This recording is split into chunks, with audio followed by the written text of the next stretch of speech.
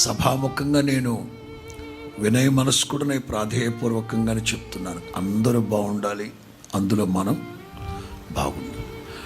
వాస్తవంగా ప్రవీణ్ పగడాల గారి కోసం నేను వినినప్పుడు, క్రీస్తు యేసుకు కలిగిన ఈ మనస్సు మీరు కలిగి ఉండమన్నట్లుగా ఎంతో ప్రేమ కలిగిన వ్యక్తి. దిక్కులేని పిల్లలు, అనాథ పిల్లలు, వీళ్ళందరిని పరామర్శిస్తూ, ఆదరిస్తూ, పెంచి పోషిస్తూ మంచి వ్యక్తి. అలాంటి మహానుభావుడిని మనం కోల్పోవడం ఎంతో బాధాకరం.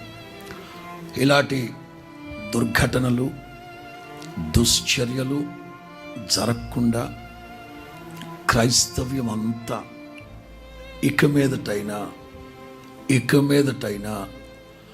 ఇలాంటి అంటే ఈ సందర్భంలో చెప్పాలో చెప్పతో తెలియదుగా, ఒకరినొకరు పరుష పదజాలంతో దూషించుకోకుండా మనం ఐకమత్యంతో ధ్వజమెత్తి ప్రభు కొరకు నిలబడితే ప్రభువే తన సేవకుల యొక్క నీతిని వెల్లడిపరుస్తాడు. దేవునికి మహిమ కలుగును గాక.